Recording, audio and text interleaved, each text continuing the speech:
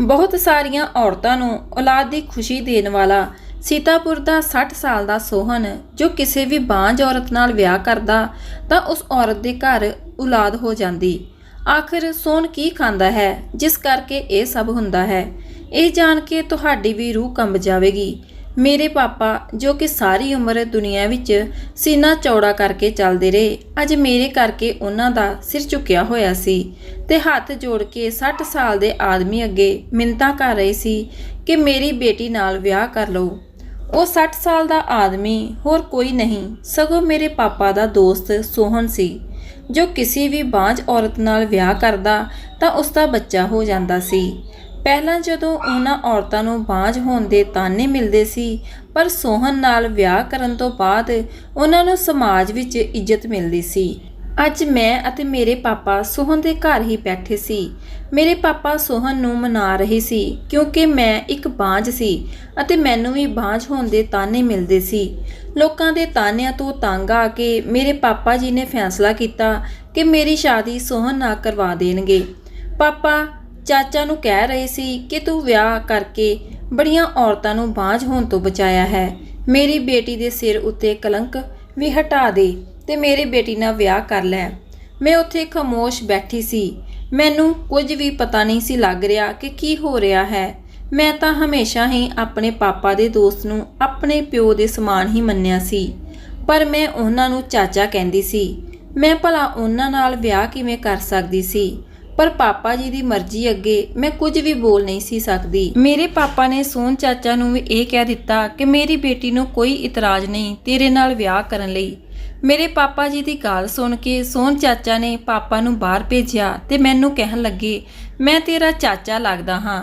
ਉਹਨਾਂ ਦੀ ਗੱਲ ਸੁਣ ਕੇ ਮੈਂ ਆਪਣੇ ਅਤੀਤ ਵਿੱਚ ਚਲੀ ਗਈ। ਪਿਛਲੇ 2-3 ਸਾਲ ਮੇਰੀਆਂ ਅੱਖਾਂ ਦੇ ਸਾਹਮਣੇ ਆਉਣ ਲੱਗੇ।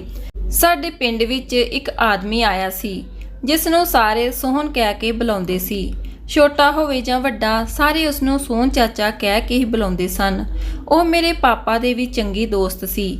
ਮੈਨੂੰ ਯਾਦ ਹੈ ਜਦੋਂ ਮੈਂ 6ਵੀਂ ਕਲਾਸ ਵਿੱਚ ਪੜ੍ਹਦੀ ਸੀ ਤਾਂ ਅਸੀਂ ਸਾਰੇ ਦੋਸਤ ਮਿਲ ਕੇ ਉਹਨਾਂ ਦੇ ਘਰ ਟੀਵੀ ਦੇਖਣ ਜਾਂਦੇ ਸੀ, ਕਿਉਂਕਿ ਸਾਡੇ ਪਿੰਡ ਵਿੱਚ ਉਹਨਾਂ ਤੋਂ ਬਿਨਾਂ ਕਿਸੇ ਘਰ ਵੀ ਟੀਵੀ ਨਹੀਂ ਸੀ।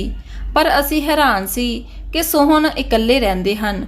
ਉਹਨਾਂ ਨੇ ਅਜੇ ਵਿਆਹ ਨਹੀਂ ਸੀ ਕਰਵਾਇਆ। ਅਸੀਂ ਬੱਚੇ ਉਹਨਾਂ ਨੂੰ ਕਹਿੰਦੇ ਕਿ ਸੋਹਨ ਚਾਚਾ ਤੁਸੀਂ ਵਿਆਹ ਕਿਉਂ ਨਹੀਂ ਕਰ ਲੈਂਦੇ, ਤਾਂ ਸੋਹਨ ਚਾਚਾ ਨੇ ਅੱਗੋਂ ਕਹਿਣਾ ਕਿ ਅਜੇ ਮੇਰੇ ਵਿਆਹ ਦੀ ਉਮਰ ਨਹੀਂ ਹੋਈ।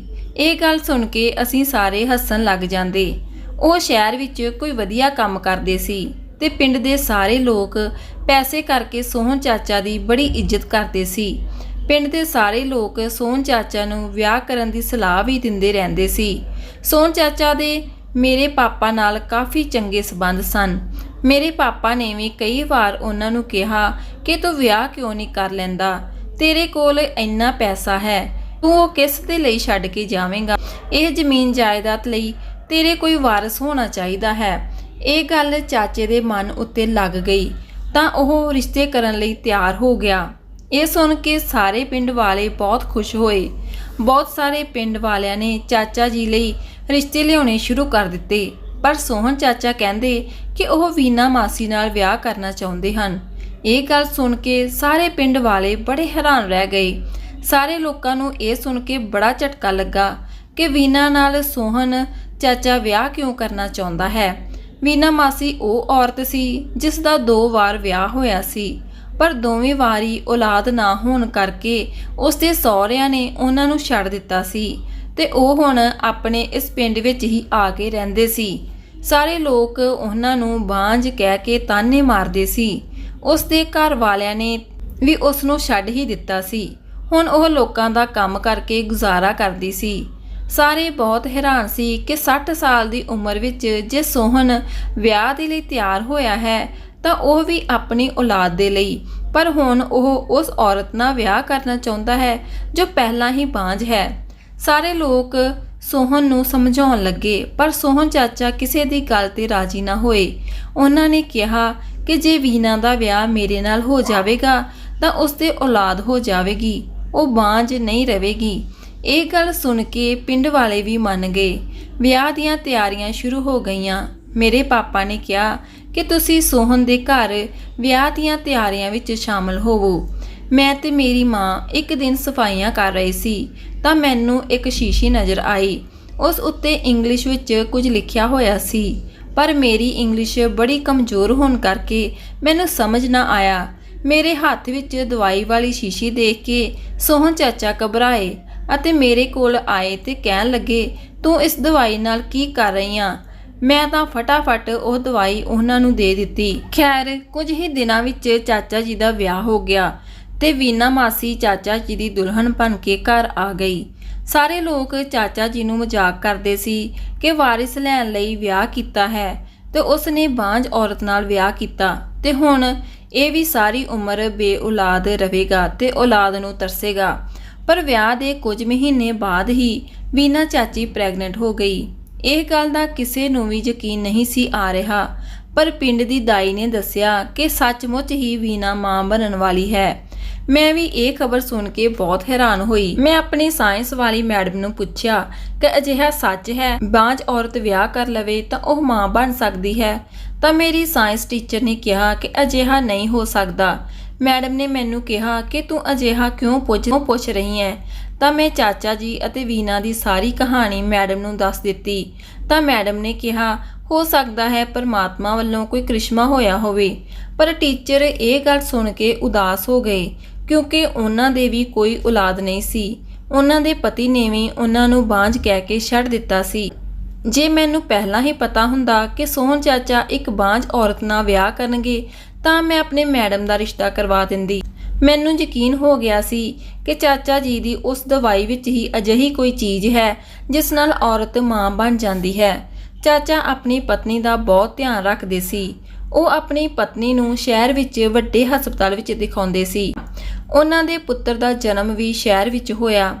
2 ਮਹੀਨੇ ਬਾਅਦ ਉਹ ਆਪਣੇ ਪੁੱਤਰ ਨੂੰ ਲੈ ਕੇ ਪਿੰਡ ਵਿੱਚ ਆਏ ਤੇ ਪਿੰਡ ਵਿੱਚ ਬਹੁਤ ਸਾਰੀਆਂ ਖੁਸ਼ੀਆਂ ਮਨਾਈਆਂ ਗਈਆਂ, ਮਠਿਆਈਆਂ ਵੰਡੀਆਂ ਗਈਆਂ। ਪਰ ਕੁਝ ਮਹੀਨੇ ਬਾਅਦ ਹੀ ਵੀਨਾ ਮਾਸੀ ਬਿਮਾਰ ਰਹਿਣ ਲੱਗ ਪਈ ਤੇ ਅਚਾਨਕ ਹੀ ਉਹਨਾਂ ਦਾ ਦੇਹਾਂਤ ਹੋ ਗਿਆ। ਇਹ ਖਬਰ ਸੁਣ ਕੇ ਸਾਰੇ ਪਿੰਡ ਵਿੱਚ ਬੜੀ ਉਦਾਸੀ ਛਾ ਗਈ।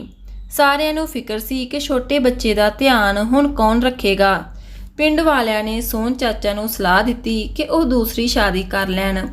ਪਹਿਲਾਂ ਤਾਂ ਉਹ ਮੰਨੇ ਨਹੀਂ, ਪਰ ਪਿੰਡ ਵਾਲਿਆਂ ਨੇ ਜ਼ੋਰ ਦਿੱਤਾ ਤਾਂ ਉਹ ਮੰਨ ਗਏ। ਇਸ ਵਾਰ ਜਦੋਂ ਮੈਨੂੰ ਪਤਾ ਲੱਗਾ ਕਿ ਚਾਚਾ ਜੀ ਬਾਂਝ ਔਰਤ ਨਾਲ ਹੀ ਵਿਆਹ ਕਰਨਗੇ ਤਾਂ ਮੈਂ ਆਪਣੀ ਮੈਡਮ ਦਾ ਰਿਸ਼ਤਾ ਸੋਹਨ ਚਾਚਾ ਦੇ ਨਾਲ ਕਰਵਾ ਦਿੱਤਾ।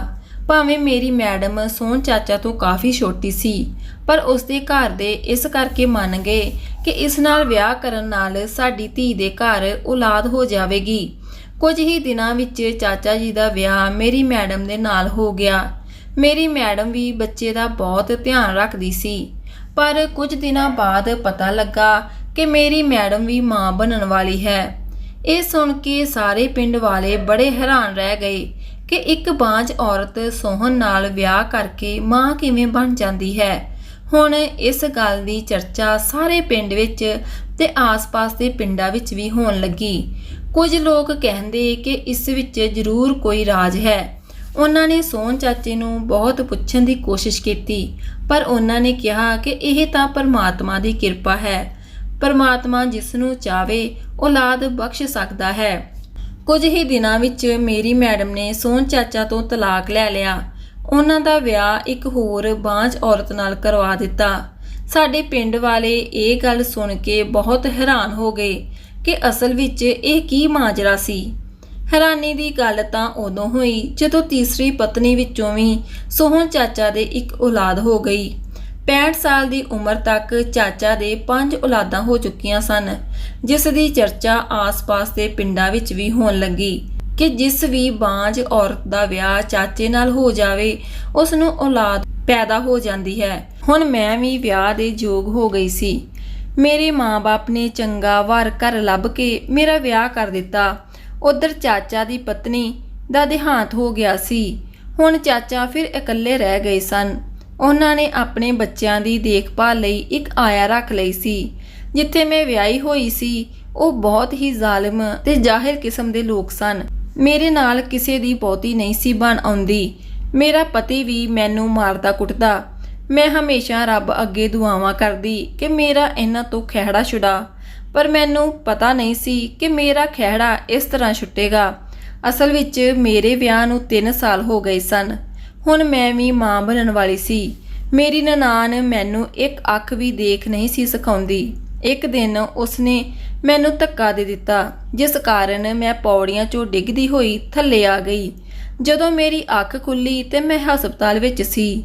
ਮੈਂ ਆਪਣੇ ਬੱਚੇ ਨੂੰ ਵੀ ਖੋ ਬੈਠੀ ਸੀ। ਡਾਕਟਰ ਨੇ ਕਿਹਾ ਕਿ ਹੁਣ ਮੈਂ ਕਦੇ ਮਾਂ ਨਹੀਂ ਬਣ ਸਕਦੀ। ਇਹ ਗੱਲ ਸੁਣ ਕੇ ਮੇਰੀ ਸੱਸ ਨੇ ਮੈਨੂੰ ਮੇਰੇ ਪੇਕੇ ਘਰ ਭੇਜ ਦਿੱਤਾ ਤੇ ਇਹ ਗੱਲ ਫੈਲਾ ਦਿੱਤੀ ਕਿ ਮੈਂ ਕਦੇ ਮਾਂ ਨਹੀਂ ਬਣ ਸਕਦੀ, ਜਿਸ ਕਰਕੇ ਮੈਨੂੰ ਹੋਰ ਕੋਈ ਰਿਸ਼ਤਾ ਵੀ ਨਹੀਂ ਸੀ ਆਉਂਦਾ। ਸਾਡੇ ਪਿੰਡ ਦੇ ਲੋਕ ਮੈਨੂੰ ਤਰ੍ਹਾਂ ਤਰ੍ਹਾਂ ਦੀਆਂ ਗੱਲਾਂ ਕਰਦੇ। ਜਦੋਂ ਮੇਰੇ ਪਿਤਾ ਘਰੋਂ ਬਾਹਰ ਜਾਂਦੇ ਤਾਂ ਲੋਕੀ ਤਰ੍ਹਾਂ ਤਰ੍ਹਾਂ ਦੀਆਂ ਗੱਲਾਂ ਉਹਨਾਂ ਨੂੰ ਵੀ ਕਰਦੇ।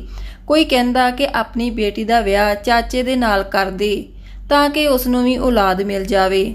ਇੱਕ ਦਿਨ ਮੇਰੇ ਪਿਤਾ ਜੀ ਮੈਨੂੰ ਸੱਚਮੁੱਚ ਹੀ ਲੈ ਕੇ ਚਾਚਾ ਜੀ ਦੇ ਘਰ ਚਲੇ ਗਏ, ਮੇਰੇ ਰਿਸ਼ਤੇ ਦੀ ਗੱਲ ਸੋਹਣ ਚਾਚੇ ਦੇ ਨਾਲ ਕਰਨ। ਉਹਨਾਂ ਅੱਗੇ ਮਿੰਨਤ ਕੀਤੀ ਕਿ ਮੇਰੀ ਪੁੱਤਰੀ ਨਾਲ ਵਿਆਹ ਕਰ ਲੈ ਤਾਂ ਜੋ ਇਸ ਨੂੰ ਵੀ ਔਲਾਦ ਮਿਲ ਸਕੇ। ਮੇਰੇ ਪਿਤਾ ਮੈਨੂੰ ਚਾਚਾ ਜੀ ਦੇ ਕੋਲ ਛੱਡ ਕੇ ਚਲੇ ਗਏ। ਚਾਚਾ ਮੈਨੂੰ ਕਹਿਣ ਲੱਗੇ ਕਿ ਮੈਂ ਹਮੇਸ਼ਾ ਇਸ ਗੱਲ ਨੂੰ ਜਾਣਦਾ ਸੀ ਕਿ ਤੂੰ ਇਹ ਰਾਜ ਜਾਣਨਾ ਚਾਹੁੰਦੀ ਸੀ। ਇਹ ਰਾਜ ਪਤਾ ਕਰਨ ਲਈ ਤੂੰ ਕਾਫੀ ਜੱਦੋ-ਜਹਿਦ ਕੀਤੀ ਕਿ ਕਿਵੇਂ ਮੇਰੇ ਨਾਲ ਵਿਆਹ ਕਰਨ ਤੇ ਬਾਂਝ ਔਰਤ ਵੀ ਮਾਂ ਬਣ ਜਾਂਦੀ ਹੈ। ਮੇਰੇ ਤੋਂ ਹੋਰ ਲੋਕਾਂ ਨੇ ਵੀ ਇਹ ਰਾਜ ਜਾਣਨ ਦੀ ਬਹੁਤ ਕੋਸ਼ਿਸ਼ ਕੀਤੀ, ਪਰ ਅੱਜ ਮੈਂ ਤੈਨੂੰ ਇਹ ਰਾਜ ਬਾਰੇ ਦੱਸ ਦਿੰਦਾ ਹਾਂ। ਮੈਂ 25 ਸਾਲਾਂ ਦਾ ਸੀ ਜਦੋਂ ਮੈਨੂੰ ਇੱਕ ਬਿਮਾਰੀ ਲੱਗੀ ਤਾਂ ਮੇਰੇ ਘਰ ਦੇ ਮੈਨੂੰ ਡਾਕਟਰ ਕੋਲ ਲੈ ਗਏ। ਡਾਕਟਰ ਨੂੰ ਆਪਰੇਸ਼ਨ ਕਰਨਾ ਪਿਆ ਤੇ ਡਾਕਟਰ ਨੇ ਮੈਨੂੰ ਦੱਸਿਆ ਕਿ ਹੁਣ ਮੈਂ ਕਦੀ ਵੀ ਜ਼ਿੰਦਗੀ ਵਿੱਚ ਬਾਪ ਨਹੀਂ ਬਣ ਸਕਦਾ। ਪੂਰੇ ਖਾਨਦਾਨ ਵਿੱਚ ਮੇਰੀ ਇਹ ਗੱਲ ਫੈਲ ਗਈ ਸੀ। ਮੇਰੇ ਖਾਨਦਾਨ ਦੇ ਲੋਕ ਹੀ ਮੈਨੂੰ ਬੜੇ ਅਜੀਬ ਨਜ਼ਰ ਨਾਲ ਵੇਖਦੇ ਸੀ। ਮੇਰੀ ਮੰਗਣੀ ਵੀ ਟੁੱਟ ਗਈ ਸੀ। ਹੁਣ ਤੱਕ ਮੇਰੇ ਛੋਟੇ ਭੈਣ ਭਰਾਵਾਂ ਦਾ ਵੀ ਵਿਆਹ ਹੋ ਚੁੱਕਾ ਸੀ ਤੇ ਸਾਰੇ ਆਪੋ ਆਪਣੇ ਪਰਿਵਾਰ ਵਿੱਚ ਬਿਜ਼ੀ ਹੋ ਗਏ। ਮੇਰੀ ਮਾਂ-ਬਾਪ ਦੇ ਦੇਹਾਂਤ ਤੋਂ ਬਾਅਦ ਕਿਸੇ ਨੂੰ ਵੀ ਮੇਰੀ ਕੋਈ ਫਿਕਰ ਨਹੀਂ ਸੀ ਤੇ ਨਾ ਹੀ ਮੇਰੀ ਕਿਸੇ ਨੂੰ ਕੋਈ ਜ਼ਰੂਰਤ। ਇਸ ਕਰਕੇ ਮੈਂ ਆਪਣਾ ਘਰ ਛੱਡ ਕੇ ਇਸ ਪਿੰਡ ਵਿੱਚ ਆ ਗਿਆ। ਮੈਂ ਵਿਆਹ ਤਾਂ ਨਹੀਂ ਕਰਵਾ ਸਕਦਾ ਸੀ, ਪਰ ਮੈਂ ਚੰਗਾ ਪੈਸਾ ਕਮਾ ਸਕਦਾ ਸੀ। ਇਸ ਕਰਕੇ ਮੈਂ ਚੰਗੀ ਮਿਹਨਤ ਕੀਤੀ ਤੇ ਚੰਗਾ ਪੈਸਾ ਕਮਾਇਆ ਤਾਂ ਜੋ ਮੇਰੀ ਇੱਜ਼ਤ ਦੁਨੀਆ ਦੀ ਨਜ਼ਰ ਵਿੱਚ ਵਧੀਆ ਹੋ ਸਕੇ। ਇੱਥੇ ਆ ਕੇ ਮੇਰੇ ਕਾਫੀ ਦੋਸਤ ਬਣੇ। ਮੇਰੇ ਦੋਸਤਾਂ ਨੇ ਮੈਨੂੰ ਕਿਹਾ ਕਿ ਤੂੰ ਵਿਆਹ ਕਰ, ਪਰ ਮੈਂ ਕਿਵੇਂ ਕਿਸੇ ਦੀ ਜ਼ਿੰਦਗੀ ਖਰਾਬ ਕਰ ਸਕਦਾ ਸੀ, ਕਿਉਂਕਿ ਹਰ ਔਰਤ ਚਾਹੁੰਦੀ ਹੈ ਕਿ ਉਹ ਮਾਂ ਬਣੇ, ਪਰ ਮੈਂ ਇਹ ਸੁੱਖ ਕਿਸੇ ਨੂੰ ਨਹੀਂ ਦੇ ਸਕਦਾ ਸੀ। ਇਸ ਕਰਕੇ ਮੈਂ ਜ਼ਿੰਦਗੀ ਭਰ ਵਿਆਹ ਨਾ ਕਰਵਾਉਣ ਦਾ ਫੈਸਲਾ ਲਿਆ। ਪਰ ਮੇਰੇ ਦੋਸਤਾਂ ਨੇ ਮੈਨੂੰ ਸਮਝਾਇਆ ਕਿ ਇੰਨਾ ਧਨ ਦੌਲਤ ਕਿਸ ਦੇ ਲਈ ਛੱਡ ਕੇ ਜਾਵੇਂਗਾ, ਤਾਂ ਮੈਂ ਸੋਚਿਆ ਕਿ ਇਹ ਧਨ ਦੌਲਤ ਕਿਸੇ ਦੇ ਕੰਮ ਆਉਣੀ ਚਾਹੀਦੀ ਹੈ। ਇਸ ਪਿੰਡ ਦੀ ਵੀਨਾ ਵੀ ਇੱਕ ਬਾਂਝ ਸੀ। ਮੇਰੇ ਤਰ੍ਹਾਂ ਲੋਕ ਉਸ ਨੂੰ ਤਾਨੇ ਮਾਰਦੇ ਸਨ। ਉਸ ਦੇ ਸਹੁਰਿਆਂ ਨੇ ਵੀ ਉਸ ਨੂੰ ਛੱਡ ਦਿੱਤਾ ਸੀ। ਜਦੋਂ ਲੋਕਾਂ ਨੇ ਮੈਨੂੰ ਵਿਆਹ ਲਈ ਕਿਹਾ ਤਾਂ ਮੈਂ ਸੋਚਿਆ ਕਿ ਜੇ ਮੈਂ ਵਿਆਹ ਕਰਾਉਂਗਾ ਤਾਂ ਵੀਨਾ ਨਾਲ, ਤਾਂ ਕਿ ਉਸ ਦੀ ਜ਼ਿੰਦਗੀ ਵੀ ਸੁਧਰ ਜਾਵੇ। ਮੈਂ ਸੋਚਿਆ ਸੀ ਕਿ ਮੈਂ ਅਨਾਥ ਆਸ਼ਰਮ ਵਿੱਚੋਂ ਇੱਕ ਬੱਚਾ ਲੈ ਕੇ ਪਾਲ ਲਵਾਂਗਾ, ਪਰ ਉਸ ਦੇ ਲਈ ਵੀ ਇੱਕ ਮਾਂ ਦੀ ਜ਼ਰੂਰਤ ਸੀ ਜੋ ਉਸ ਨੂੰ ਸੰਭਾਲੇ। ਇਹ ਸੋਚ ਕੇ ਮੈਂ ਵੀ ਰਿਸ਼ਤੇ ਲਈ ਮੰਨ ਗਿਆ ਤੇ ਵੀਨਾ ਨੂੰ ਰਿਸ਼ਤਾ ਭੇਜ ਦਿੱਤਾ। ਪਰ ਵਿਆਹ ਤੋਂ ਪਹਿਲਾਂ ਮੈਂ ਸਾਰਾ ਸੱਚ ਵੀਨਾ ਨੂੰ ਦੱਸ ਦਿੱਤਾ ਸੀ ਕਿ ਮੈਂ ਬਾਪ ਨਹੀਂ ਬਣ ਸਕਦਾ। ਵਿਆਹ ਤੋਂ ਬਾਅਦ ਅਸੀਂ ਬੱਚਾ ਗੋਦ ਲੈ ਲਵਾਂਗੇ। ਇਹ ਗੱਲ ਤੇ ਵੀਨਾ ਵੀ ਮੰਨ ਗਈ, ਪਰ ਮੈਂ ਨਹੀਂ ਚਾਹੁੰਦਾ ਸੀ ਕਿ ਲੋਕ ਸਾਨੂੰ ਬਾਂਝ ਕਹਿ ਕੇ ਪੁਕਾਰਨ। ਇਸ ਕਰਕੇ ਮੈਂ ਸਲਾਹ ਕੀਤੀ ਕਿ ਅਸੀਂ ਬੱਚਾ ਗੋਦ ਤਾਂ ਲਵਾਂਗੇ, ਪਰ ਪਿੰਡ ਦੇ ਵਿੱਚ ਅਸੀਂ ਇਹ ਕਵਾਂਗੇ ਕਿ ਇਹ ਸਾਡਾ ਬੱਚਾ ਹੈ, ਅਸੀਂ ਹੀ ਇਸ ਨੂੰ ਜਨਮ ਦਿੱਤਾ ਹੈ। ਇਸ ਕੰਮ ਦੇ ਲਈ ਮੈਂ ਦਾਈ ਨੂੰ ਵੀ ਪੈਸੇ ਦਿੱਤੇ ਤਾਂ ਕਿ ਉਹ ਪਿੰਡ ਵਿੱਚ ਗੱਲ ਫੈਲਾ ਦੇਵੇ ਕਿ ਵੀਨਾ ਮਾਂ ਬਣਨ ਵਾਲੀ ਹੈ। ਤੇ ਬੱਚਿਆਂ ਦਾ ਜਨਮ ਹੋਣ ਤੇ ਕੁਝ ਦਿਨਾਂ ਪਹਿਲਾਂ ਅਸੀਂ ਸ਼ਹਿਰ ਚਲੇ ਗਏ ਤੇ ਜਦੋਂ ਬੱਚਾ 2 ਮਹੀਨੇ ਦਾ ਹੋਇਆ ਉਦੋਂ ਅਸੀਂ ਪਿੰਡ ਵਿੱਚ ਆਏ ਅਤੇ ਦੱਸਿਆ ਕਿ ਵੀਨਾ ਨੇ ਪੁੱਤਰ ਨੂੰ ਜਨਮ ਦਿੱਤਾ ਹੈ, ਜਦੋਂ ਕਿ ਉਹ ਬੱਚਾ ਅਸੀਂ ਅਨਾਥ ਆਸ਼ਰਮ ਵਿੱਚੋਂ ਗੋਦ ਲਿਆ ਸੀ। ਵੀਨਾ ਨੂੰ ਵੀ ਹੁਣ ਬਾਂਝ ਵਾਲੇ ਤਾਨੇ ਨਹੀਂ ਮਿਲਦੇ ਸਨ। ਉਹ ਬਦਕਿਸਮਤੀ ਨਾਲ ਵੀਨਾ ਦਾ ਦੇਹਾਂਤ ਹੋ ਗਿਆ। ਉਸ ਤੋਂ ਬਾਅਦ ਤੂੰ ਮੈਨੂੰ ਆਪਣੇ ਟੀਚਰ ਦਾ ਰਿਸ਼ਤਾ ਕਰਵਾਇਆ। ਉਹ ਵੀ ਸਮਝਦਾਰ ਔਰਤ ਸੀ। ਉਸ ਨਾਲ ਜਦੋਂ ਮੈਂ ਇਹ ਸਾਰੀ ਗੱਲ ਕੀਤੀ ਤਾਂ ਉਹ ਮੰਨ ਗਈ। ਜਦੋਂ ਉਸ ਦੇ ਵੀ ਬੱਚਾ ਹੋਇਆ ਤਾਂ ਉਸ ਦਾ ਪਤੀ ਸਾਡੇ ਘਰ ਆਇਆ। ਉਸਨੇ ਮੇਰੇ ਅੱਗੇ ਮਿੰਨਤਾਂ ਕੀਤੀਆਂ ਕਿ ਮੈਂ ਆਪਣੀ ਪਤਨੀ ਨੂੰ ਬਹੁਤ ਪਿਆਰ ਕਰਦਾ ਹਾਂ ਕਿ ਤੁਸੀਂ ਇਸ ਨੂੰ ਛੱਡ ਸਕਦੇ ਹੋ, ਤੁਸੀਂ ਇਸ ਨੂੰ ਤਲਾਕ ਦੇ ਦਿਓ। ਮੈਂ ਮਹਿਸੂਸ ਕੀਤਾ ਕਿ ਤੇਰੀ ਟੀਚਰ ਵੀ ਮਨ ਹੀ ਵਿੱਚ ਆਪਣੇ ਪਤੀ ਨੂੰ ਬਹੁਤ ਪਿਆਰ ਕਰਦੀ ਹੈ, ਇਸ ਕਰਕੇ ਮੈਂ ਉਸ ਨੂੰ ਤਲਾਕ ਦੇ ਦਿੱਤਾ। ਟੀਚਰ ਨੇ ਮੇਰਾ ਰਿਸ਼ਤਾ ਆਪਣੀ ਬਾਂਝ ਸਹੇਲੀ ਨਾਲ ਕਰਵਾ ਦਿੱਤਾ ਸੀ ਤਾਂ ਕਿ ਮੈਂ ਇਕੱਲਾ ਨਾ ਰਵਾਂ ਤੇ ਬੱਚਿਆਂ ਦੀ ਵੀ ਦੇਖਭਾਲ ਹੋ ਸਕੇ, ਕਿਉਂਕਿ ਉਸ ਦੀ ਸਹੇਲੀ ਨੂੰ ਵੀ ਕਿਸੇ ਸਹਾਰੇ ਦੀ ਜ਼ਰੂਰਤ ਸੀ। ਬੈਠੇ ਬਿਠਾਏ ਉਸ ਨੂੰ ਪਤੀ, ਬੱਚੇ ਤੇ ਇੱਕ ਰਹਿਣ ਲਈ ਛੱਤ ਮਿਲ ਗਈ। ਉਹ ਵੀ ਉਸ ਦੀ ਅਹਿਸਾਨਮੰਦ ਸੀ।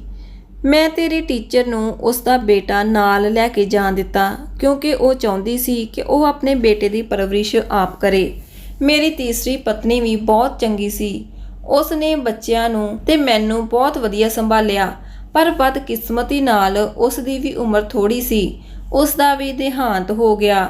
ਇਹ ਹੈ ਮੇਰਾ ਸਾਰਾ ਰਾਜ, ਜਿਸ ਦੇ ਬਾਰੇ ਕੋਈ ਨਹੀਂ ਜਾਣਦਾ ਤੇ ਲੋਕ ਤਰ੍ਹਾਂ ਤਰ੍ਹਾਂ ਦੀਆਂ ਗੱਲਾਂ ਕਰਦੇ ਹਨ, ਪਰ ਮੈਂ ਉਹਨਾਂ ਬਾਂਝ ਔਰਤਾਂ ਨੂੰ ਸਮਾਜ ਵਿੱਚ ਇੱਜ਼ਤ ਦੇਣੀ ਚਾਹੁੰਦਾ ਸਾਂ ਤੇ ਅਨਾਥ ਬੱਚਿਆਂ ਨੂੰ ਸਿਰ ਤੇ ਛੱਤ।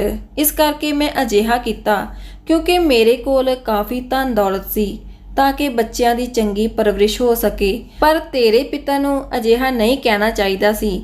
ਤੂੰ ਤਾਂ ਜਾਣਦੀ ਹੈ ਮੈਂ ਹਮੇਸ਼ਾ ਤੈਨੂੰ ਆਪਣੀ ਬੇਟੀ ਹੀ ਸਮਝਿਆ ਹੈ, ਤਾਂ ਮੈਂ ਤੇਰੇ ਨਾਲ ਵਿਆਹ ਕਰਨ ਦੀ ਸੋਚ ਵੀ ਨਹੀਂ ਸਕਦਾ। ਚਾਚੇ ਨੇ ਦੱਸਿਆ ਕਿ ਉਸ ਨੂੰ ਵੀ ਕੈਂਸਰ ਹੋ ਚੁੱਕੀ ਹੈ। ਉਸ ਦੇ ਕੋਲ ਵੀ ਹੁਣ ਥੋੜਾ ਹੀ ਟਾਈਮ ਹੈ। ਹੁਣ ਉਸ ਨੂੰ ਇਹਨਾਂ ਬੱਚਿਆਂ ਦੀ ਫਿਕਰ ਲੱਗੀ ਰਹਿੰਦੀ ਹੈ ਕਿ ਮੇਰੇ ਜਾਣ ਤੋਂ ਬਾਅਦ ਉਹਨਾਂ ਦਾ ਧਿਆਨ ਕੌਣ ਰੱਖੇਗਾ। ਮੈਂ ਚਾਚਾ ਜੀ ਨੂੰ ਕਿਹਾ ਕਿ ਤੁਸੀਂ ਇਸ ਗੱਲ ਦਾ ਫਿਕਰ ਨਾ ਕਰੋ, ਮੈਂ ਇਹਨਾਂ ਬੱਚਿਆਂ ਨੂੰ ਬਾਂਹ ਬਣ ਕੇ ਸਾਰੀ ਜ਼ਿੰਮੇਵਾਰੀ ਚੁੱਕੂੰਗੀ। ਤੁਹਾਡਾ ਰਾਜ ਵੀ ਹਮੇਸ਼ਾ ਰਾਜ ਹੀ ਰਹੇਗਾ। ਤਾਂ ਮੈਂ ਆਪਣੇ ਬਾਪ ਨੂੰ ਕਹਿ ਦਿੱਤਾ ਕਿ ਔਲਾਦ ਦਾ ਕੀ ਹੈ, ਮੈਂ ਇਹਨਾਂ ਬੱਚਿਆਂ ਨੂੰ ਹੀ ਆਪਣੇ ਬੱਚੇ ਸਮਝ ਕੇ ਪਾਲ ਲਵਾਂਗੀ। ਕੁਝ ਦਿਨ ਬਾਅਦ ਚਾਚਾ ਜੀ ਦਾ ਦੇਹਾਂਤ ਹੋ ਗਿਆ। ਮਰਨ ਤੋਂ ਪਹਿਲਾਂ ਉਹਨਾਂ ਨੇ ਆਪਣੀ ਜ਼ਮੀਨ ਜਾਇਦਾਦ ਮੇਰੇ ਅਤੇ ਬੱਚਿਆਂ ਦੇ ਨਾਮ ਕਰ ਦਿੱਤੀ ਸੀ। ਹੁਣ ਮੈਨੂੰ ਆਪਣੀ ਜ਼ਿੰਦਗੀ ਦਾ ਮਕਸਦ ਮਿਲ ਚੁੱਕਾ ਸੀ। ਕਿਸੇ ਦਾ ਵਿਆਹ ਨਾ ਹੋਣਾ ਜਾਂ ਬੱਚਾ ਨਾ ਹੋਣਾ ਉਸ ਦੇ ਨਾਲ ਜ਼ਿੰਦਗੀ ਖਤਮ ਨਹੀਂ ਹੋ ਜਾਂਦੀ, ਸਗੋਂ ਪਰਮਾਤਮਾ ਉਹਨਾਂ ਨੂੰ ਜੀਣ ਦਾ ਕੋਈ ਹੋਰ ਮਕਸਦ ਦੇ ਦਿੰਦਾ ਹੈ, ਜਿਵੇਂ ਮੈਨੂੰ ਮਿਲ ਗਿਆ ਸੀ।